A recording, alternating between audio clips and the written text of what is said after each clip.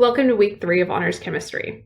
Today, what we're going to be talking about is limiting and excess reactant. So a couple different things. The first thing is if you have not already done your POGL, please stop this video and watch that. This is going to be a little bit confusing if you have not done the POGL already, because the POGL is supposed to give you a lot of background information. So make sure that you guys go back there. It is a Google Slides, and you're going to be filling in your answers wherever it says type here. There are text boxes throughout it. Now you can go ahead and watch the rest of this video. You're going to have 2 homework assignments that you're going to complete on a separate sheet of paper. And you also are going to have a unit test, which is about 40 points. It's going to be on balancing reactions, types of reactions, stoichiometry, and limiting and excess reactants. A lot of you guys had asked about how you can bring up your grade, and you realize that the test category is one of the categories that is affecting it. So I have decided to put a test at the end of this so that you guys have the opportunity to do that. And of course, if you guys didn't already know, and some of you guys are, you can also follow me on Instagram, ahs_Hoff. I'm posting just random stuff if you guys want to know what's going on with me. It's also a way for me to have contact with you guys and connect with you guys, because we're distance learning and we don't get to have that normal contact. So if you want, go ahead and meet me on there. And then of course, at the end of this, enjoy your week. So hopefully you guys can get through all this. It is kind of a busy week for honors chemistry. So what we talked about last week is we talked about this idea that a balanced reaction is kind of like a recipe. And we gave the example with banana bread. And what we saw is that you have the amount, the measurement, and the substance. And you put those things together and you're able to produce something. So here's our recipe for banana bread. And if we put all of those things together, we will produce 1 loaf of banana bread. So then my question comes, what if we only had 1.5 cups of flour? What if we had no other flour in the house, but we had all the other ingredients in enough? Well, what we would see is that flour would actually become what's called our excess or our limiting reactant, because what flour is doing, it is limiting how much banana bread we can make, because we can't mix the same amount of ingredients of everything else if we only have a limited amount of flour. Now, all the other ingredients that we have enough of, those become what are called our excess reactants. At the end of when we make this recipe and we put everything together, what we would see is that we would actually have leftovers of everything else by themselves. So those would be called our excess reactants. So let's go ahead and kind of put some definitions to these formally. A limiting reactant is a reactant in the chemical reaction that limits the amount of product that can be formed. And the way that it does that is that it stops a reaction, because once that limiting reactant is completely consumed, the reaction cannot continue and form a product anymore, because it needs that reactant in order to form the product. On the other hand, an excess reactant is in a chemical reaction is one that remains when the reactant stops, when the limiting reactant is consumed. And the excess reactant remains because there's nothing else for it to react with.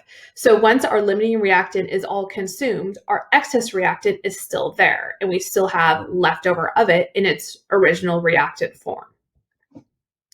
So let's go over steps to solve a problem, and then we'll go ahead and solve this problem. So here's an example problem that we're going to look at, and then I'll kind of explain this. So based off the reaction, and we've actually looked at this reaction several times already, we have 2 moles of magnesium react with 1 mole of oxygen to produce 2 moles of magnesium oxide. So the question is, how much magnesium oxide can be produced if you react 25 grams of magnesium with 25 grams of oxygen? What is your limiting reactant? What is your excess reactant? And how much of your excess reactant will be left over? Now, by just looking at these values and knowing that you have 25 grams of each, you really can't understand, and you really don't know which is limiting and which is excess. So there are a couple steps that can help you as you go through here.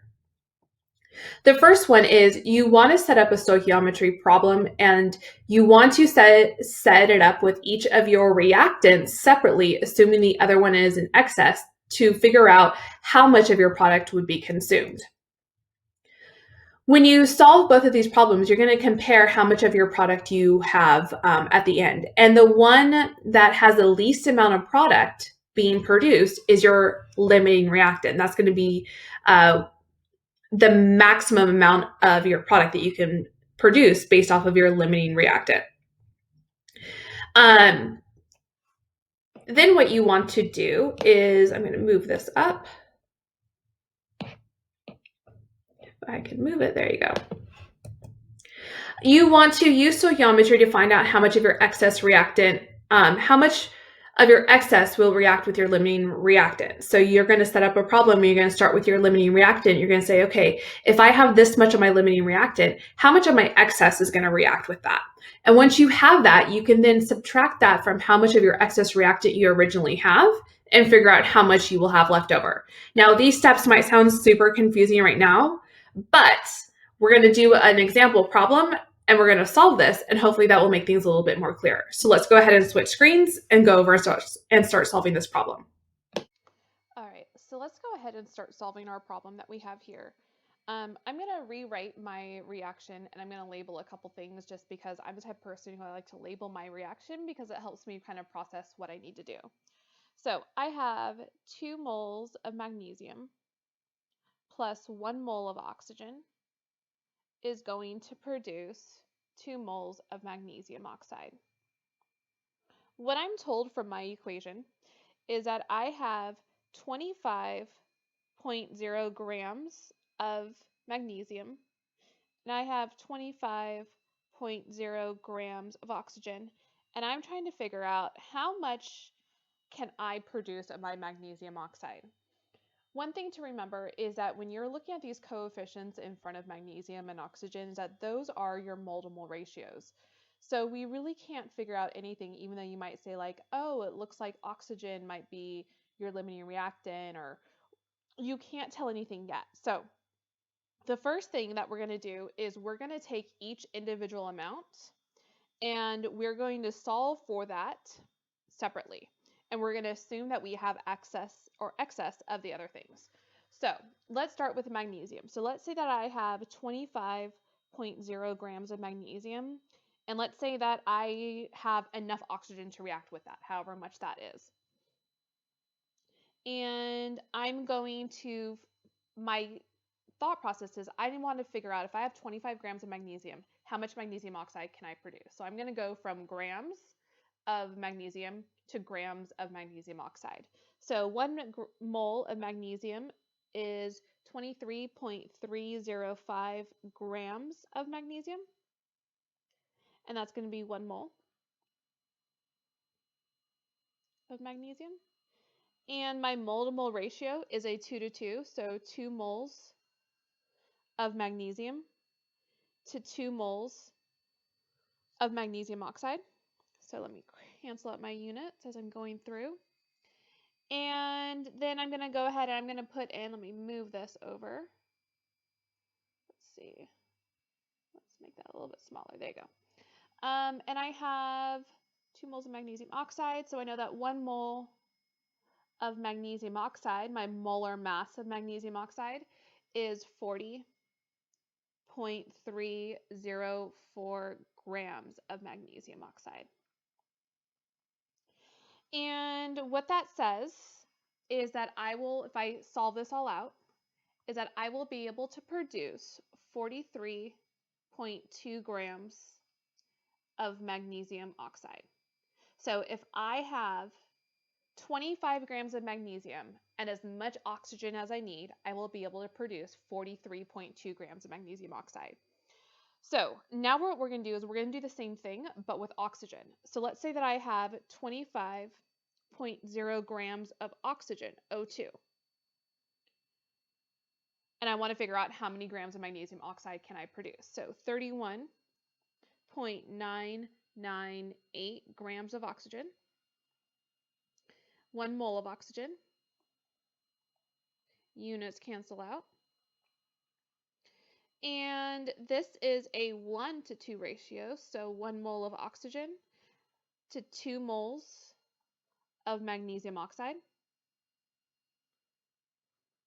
And then I'm going to go ahead and go 1 mole of magnesium, whoops, let me cancel out my units. 1 mole of magnesium oxide still has a molar mass of 40.304 grams of magnesium oxide.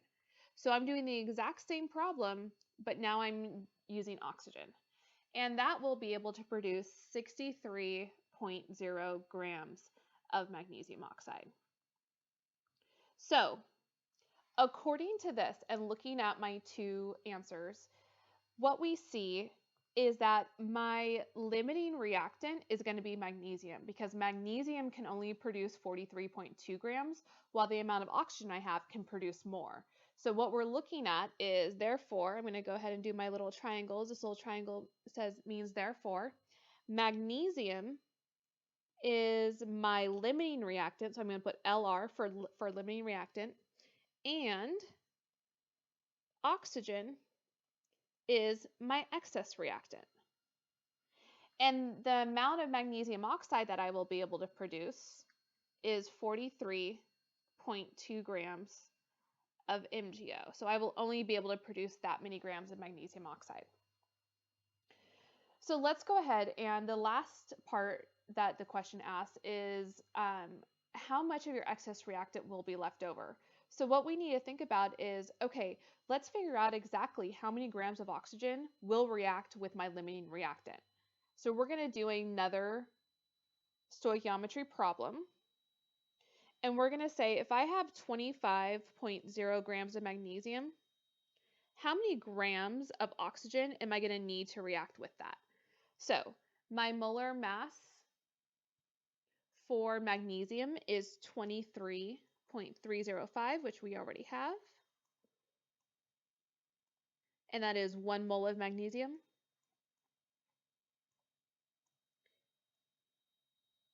And then I want to use my mole to mole ratio, and it's 2 moles of magnesium and 1 mole of oxygen. Let me go ahead and be canceling out my units as I go through. And now I want the molar mass of oxygen. So 1 mole of oxygen has a molar mass of 31.998 grams of oxygen. So if I want to react all of my limiting reactant, which is my magnesium, I'm going to use 17.2 grams of oxygen. Now, in my original problem, I had more than that. So how much is going to be left over? Well, I'm going to take my original amount of oxygen, and I'm going to subtract my 17.2 grams of oxygen. And what's left over is going to be 7.8 grams of oxygen. So this is what's going to be left over of my excess reactant. So this is my excess. So again, when you're solving this problem looking at the top, you are given known amounts of both of your reactants, and you want to solve a stoichiometry problem taking one, assuming that the other one's in excess, and seeing how much of your product you will produce. And you will do the same thing with the second one. Then you're going to compare your two values. You're going to look at these two values, and you're going to say the one that produces the least amount is going to be my limiting reactant, because it's only allowing me to produce a small amount, while your other one is your excess reactant. So as I said, my magnesium is my limiting reactant and my oxygen is my excess reactant. So if I mix 25 grams of magnesium and 25 grams of oxygen, the most magnesium oxide that I could produce is my 43.2 grams of magnesium oxide, because my magnesium is going to limit how much I could produce. Now, if I want to know how much of my excess reactant is left over, I need to figure out exactly how much oxygen is going to be reacting with my magnesium. So I'm going to start off with my 25 grams and say, okay, if I have 25 grams of magnesium, how much oxygen do I need to react with that?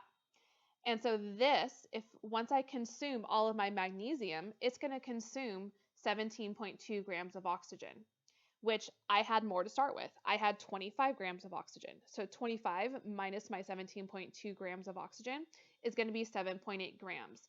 So in the end, when all is said and done, I will have 43.2 grams of magnesium oxide and 7.8 grams of oxygen at the end of this reaction. So now you guys have the material that you guys need to solve your homework problems, and you have 2 homework problems that you're going to be solving on a separate sheet of paper.